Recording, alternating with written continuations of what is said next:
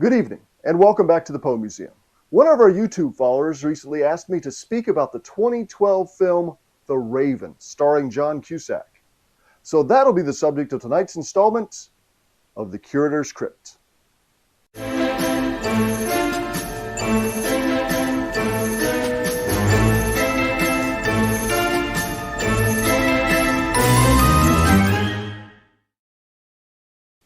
This will actually be the second time I've spoken about a film called The Raven, the last time being the 1963 film The Raven, starring Vincent Price, Boris Karloff, and Peter Lorre. Of course, Jack Nicholson. That is not to be confused with this one, the 2012 film with John Cusack, who stars as Edgar Allan Poe trying to track down a serial killer. And if you watch some of the earlier videos, you've seen that there's nothing new about the idea of Poe as a fictional character tracking down serial killers, whether it be in novels or comic books, or of course, in film. What makes this movie special is how much anticipation went into this. See, when it debuted in 2012, there hadn't been a big budget Poe film to reach the theaters since probably the 80s. And most of the ones that had come up had been these straight to DVD things like The Black Cat here, or The Descendant with Katherine Heigl. Maybe you should check it out. Or here's Edgar Allan Poe's The House of Usher, a modern passion, an ancient terror. And even more than that, John Cusack was at the height of his popularity as an actor, and the director was James McTeague, who had recently brought us V for Vendetta, which has been very well received and a great visual sense. So people really got their hopes up. And by strange coincidence, The Raven premiered the day after the Poe Museum's 90th anniversary. So there are a lot of Poe people in town to catch the 90th anniversary celebrations here, and they all went to the theater to catch the premiere together. And as soon as the movie hit the theaters, it was gone. And unfortunately, it's something Poe people still talk about. They still say, "Did you see John Cusack in The Raven?" And people either love it or hate it. But at the same time, it didn't make much of an impression on popular culture. So I haven't actually watched the movie since it premiered. Until now. I got the Blu-ray and I sat down and I watched it, and it wasn't as bad as I remembered. It was actually kind of entertaining. It was actually a pretty good film visually. The director created a great sense of foreboding with those ominous, foggy streets supposed to represent Baltimore in 1849, although it's actually filmed in Hungary, but close enough. And the color, the movement, it was a pretty interesting film visually. So here's the story. It revolves around a Baltimore-based serial killer in 1849 who stages his crime scenes to look like Edgar Allan Poe's stories. So the first one they come upon is inspired by the murders in the Rue Morgue, and you've got the woman with her throat slashed, you've got the other woman shoved up the chimney. There's another crime scene staged to look like The Pit and the Pendulum, where there's a pendulum blade that slices a man in half. So naturally, the police decide, you know what? Edgar Allan Poe's in town for some reason. I bet he did this. And Edgar Allan Poe is passing through town. They never explain why he's passing through town. He just says he just got here, so we don't know where he came from or where he's going. But we know he's sort of stalking a woman named Emily. And I think she's supposed to be based on Elmira, but she's maybe 10 years too young for the part. But anyway, Poe's in love with Emily, and he's got a problem. He can't write. Everybody wants him to write another Telltale Heart, and he's just, I don't have it in me anymore. I want to write love poetry and book reviews. And his editor's saying, yeah, write some more scary stories.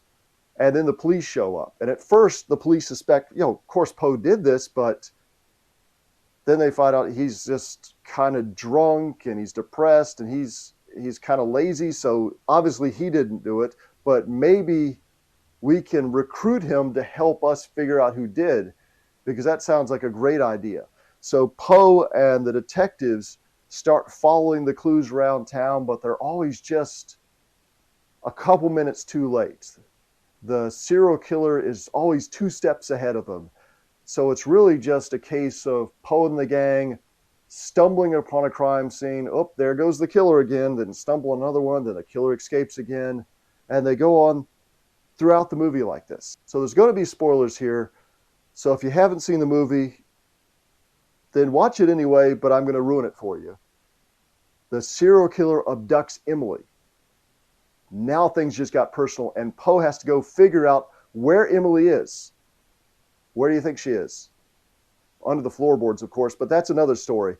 So Poe's tracking down the serial killer to find Emily, and then, just like everything else in the movie, he doesn't really solve the mystery. He just sort of stumbles upon it as like, oh, here I am. I'm the serial killer. You caught me.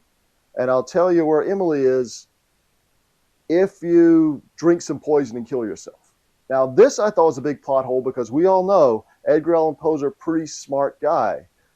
And if you see the movie, you're thinking, why did Poe swallow the poison? There's lots of other things he could have done. He could have thrown it up, or this is my solution. I'm not an actor, but I'm going to stage what I would have done in that situation using an official Edgar Allan Poe shot glass available at the Poe Museum's online store at poemuseum.org. Anyway, it goes something like this. Hey, look over there. Oh, I totally drank this poison. Oh, I'm dying. Can you tell me where Emily is? It's that easy. I don't know how Poe got tricked into drinking the poison. It just doesn't make any sense. But anyway, he finds Emily and then he dies. And on his deathbed, he's saying Reynolds, Reynolds, because in real life, Poe on his deathbed was screaming out the name Reynolds. And in this case, Reynolds is the name of the serial killer. So eventually it leads the detective to go and track down the serial killer based on Poe's clue, Reynolds. And I thought the movie was fairly entertaining, well-paced, but it had one major missed opportunity. In this story, Poe has a raccoon, a little raccoon sidekick, and we see it throughout the movie. It follows him around. The mob burns down Poe's apartment, and the little raccoon survives. And then at the end of the movie, there's no mention of what happened to the raccoon. Where'd the raccoon go? I was totally waiting for the end of the film. The serial killer has Poe at gunpoint, and he's about to force him to drink the poison, and then the raccoon jumps out of somewhere, lands on the killer's face, scratches out his eyeballs. Poe gets away. They all live happily ever after. And then there could be sequels where Poe and his raccoon sidekick go around solving mysteries together. But they blew it. They just wasted that opportunity. Now, I know in real life you're saying Poe didn't have a pet raccoon. He had a pet cat named, anyone? Katerina. So why did he have a pet raccoon in this movie? I don't care. I just think Poe and the raccoon could have been a great team going around the world solving mysteries together. And no matter how bad the movies were, I would see every single one of them multiple times. So here's my opinion. Overall, enjoyed the film. It was well paced. The photography was great. It was atmospheric. There was a sense of foreboding throughout. I think the weakest point was Edgar Allan Poe. And it's not John Cusack's fault. I can forgive him the goatee. But he really didn't have much to work with here. This character just sort of stumbled around drunk and depressed for most of the film, and really was more of an impediment to solving the mystery than anything else. And in real life, Poe actually invented the detective story. He tried to solve a real-life murder mystery. When Mary Rogers was murdered in New York City in 1841, Poe stepped in and tried to solve the crime. So if they'd done a little bit more research, they could have made Poe a more well-rounded character. They could have made him more like people describe him as being very witty and highly intelligent and analytical. And that would have made it a more entertaining film. So that's why if you're making a film, you need to consult us here at the Poe Museum before you start. Additionally, I think the raccoon really could have saved the day at the end, and I think it's the deficiency in the raccoon department that's going to cause me to give this 4 Poes out of 5.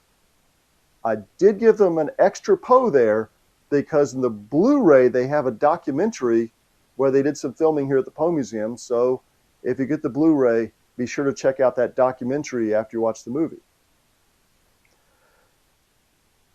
So did you see The Raven? What did you think of it? Let us know down in the comments. And if you'd like to help the Poe Museum preserve precious Poe pieces, like Poe movies from our audiovisual department, or Poe novels or comic books from our reference library, or even Poe movie posters and memorabilia, why not support the Poe Museum or become a member at poemuseum.org. And if you're envious of my official Edgar Allan Poe shot glass or other Poe glassware, you can find it right now at the Poe Museum's online store at poemuseum.org. So until next time, let us know down in the comments what you thought of The Raven. And as a way of thanking you for joining us, I leave you with more gratuitous footage of the Poe Museum cats doing cat stuff.